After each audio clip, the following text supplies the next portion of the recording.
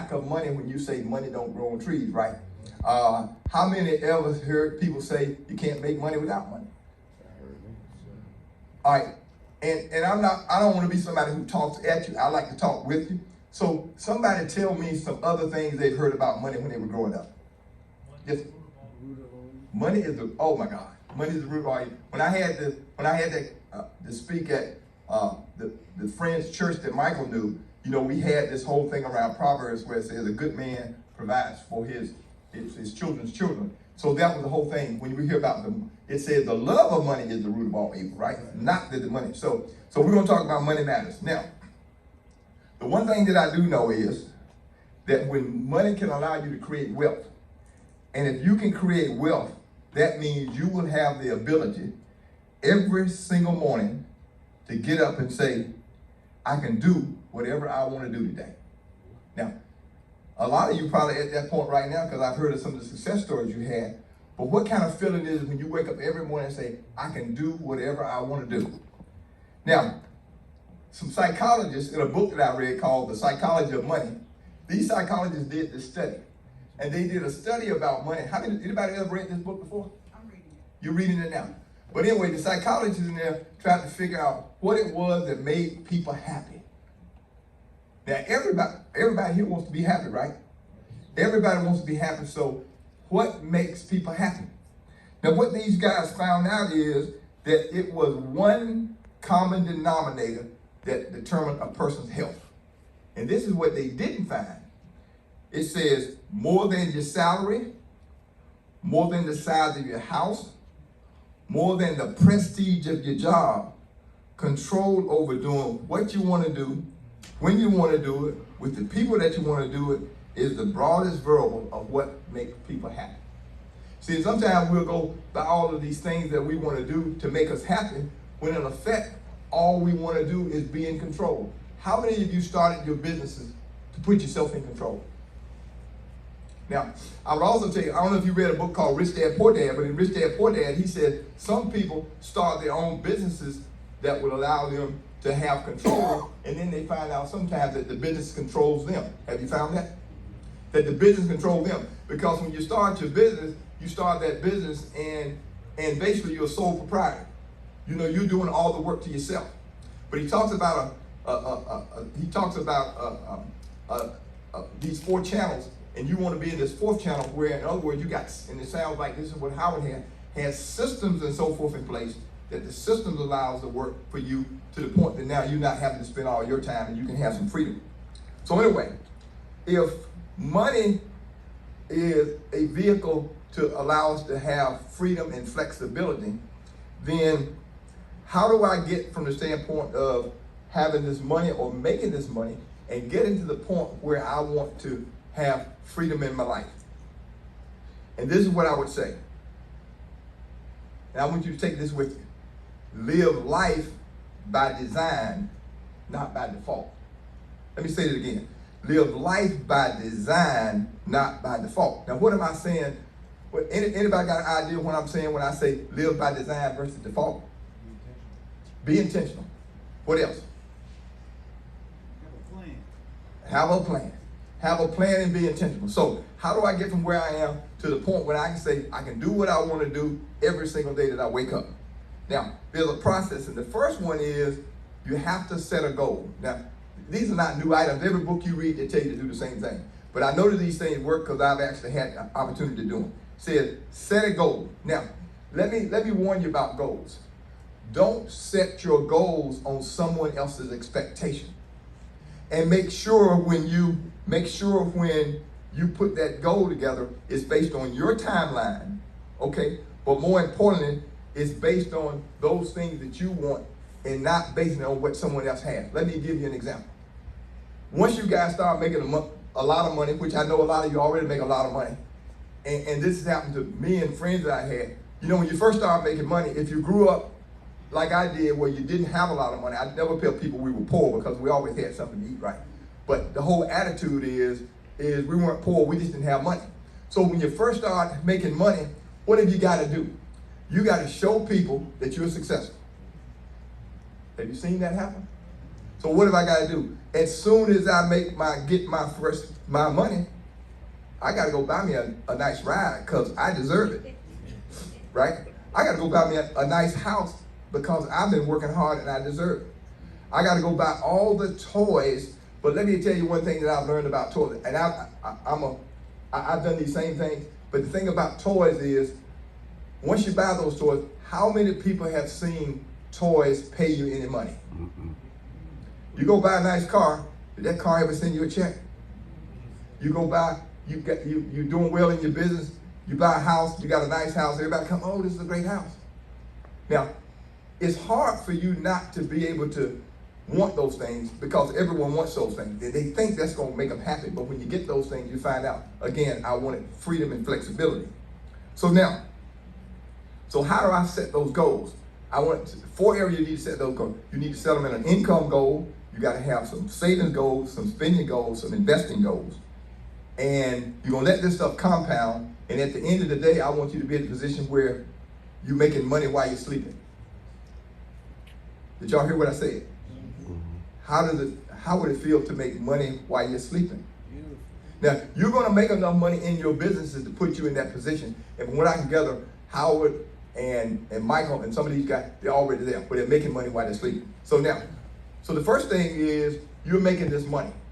And I always encourage people as they make money, or even before you're making money, after you set your goals, the next thing you got to have is, and I'm going to say a terrible word, you got to have yourself a budget. Now, how many of you have budgets in your business? Anybody raise your hand? You got a budget in your business? I think that's the next session that we're going to have here, Michael. But anyway, think about this. Somebody mentioned intentional. If you don't have a budget, you're not intentional. And the budget is only set in place so that it now reflects those goals. So let's say, for instance, you have a goal that you want to have $100,000 in your savings account or your checking account. Now, how do I get there? You got to start with a budget. And the first thing you got to have is you got to have income. Now, you guys got income. Now, income is normally not the problem. And most people who have financial issues, the first thing they think of is, I have an income problem. I don't think many people have an income problem. We got a problem with the next item. The next item is, how do we control our expenditures? How do we control those things that we spend our money on? And then if you take my income less my expenditures, the next thing I got savings. Now,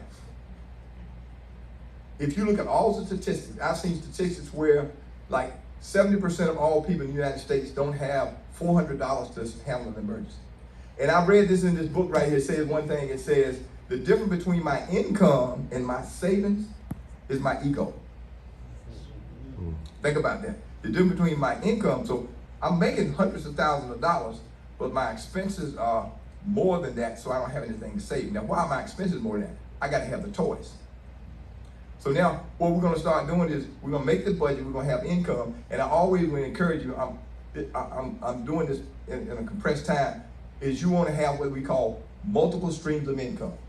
Now, even though you guys and ladies have your business, appliance business, now how do I take that appliance business money and start putting it in other avenues that allow me to be able to make money while I'm not working? I happened to walk in and talk to JT when I got here, and he was saying he was taking some of his money, and what he was doing, he was buying now properties. Now, these properties that he's buying, now you take the property, you get income. Is that money while you're sleeping? The interest and that you're earning on your money, is that why you're sleeping? I don't know how many you're into stocks, but the dividends that you earn your stock, money while you're sleeping. So you're taking this income that you have, that you got in the budget, and you're going to control those expenses to the point I got savings, and now I can save some and I can spend some. How many ever read a book called The Richest Man in Babylon? Damn it. Now, in The Richest Man in Babylon, if everybody read this thing, you probably remember, and it starts out saying, a portion of all I earn is mine to keep, which it says 10% of that. So I always kind of reverse some of this and said, the first 10%, anybody religious relationships, but anyway, the first 10 should be given. Some call it tithing, but anyway, the first 10 should be given. The next 10, I should be saving. The next 10, I should be investing. And then I live off the 70%. Life is good. Okay?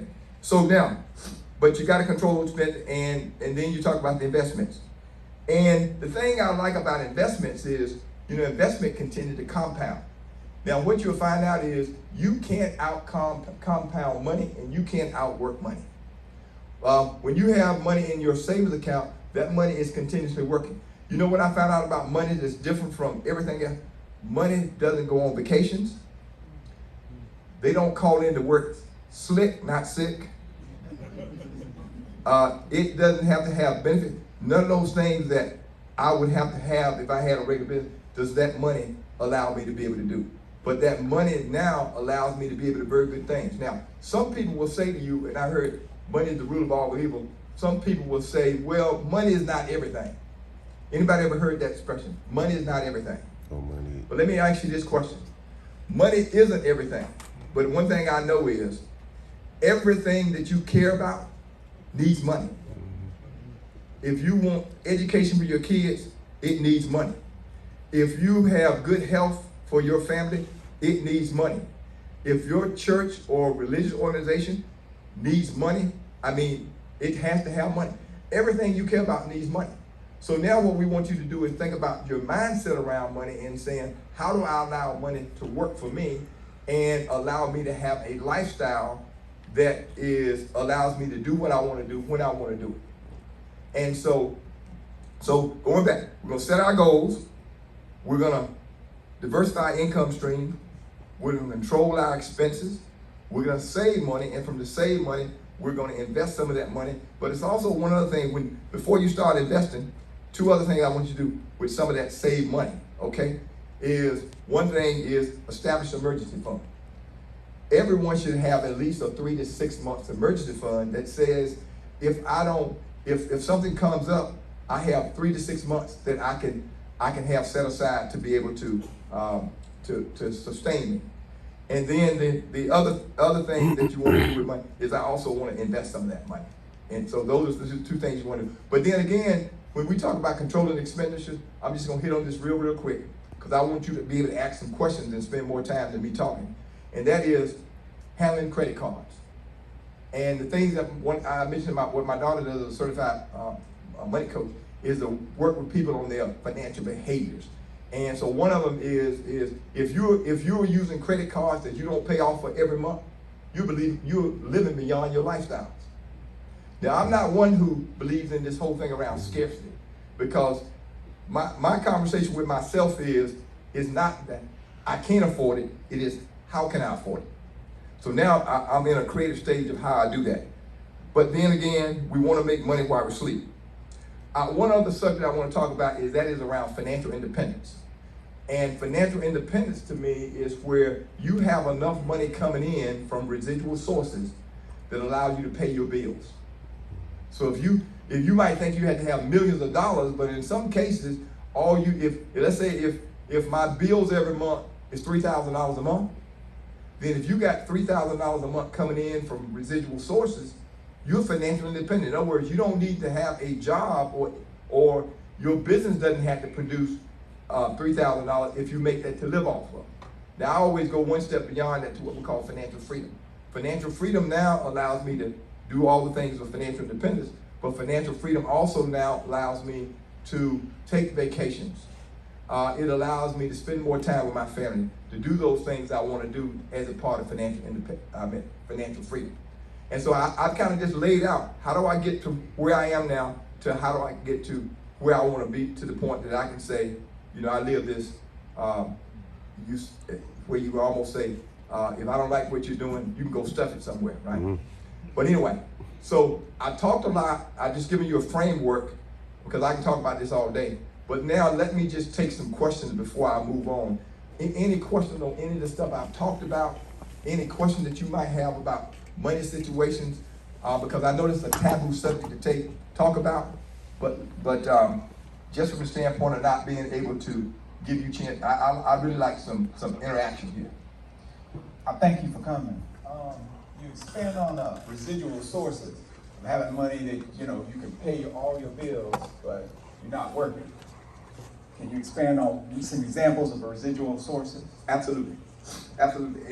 And one is that most people think about to have residual sources. you have a lot of people who go out there, like rental properties, for instance, okay? Now, rental properties is a great business to get into because first of all, rental properties, you can leverage rental properties because you can get some of the money from the bank, right?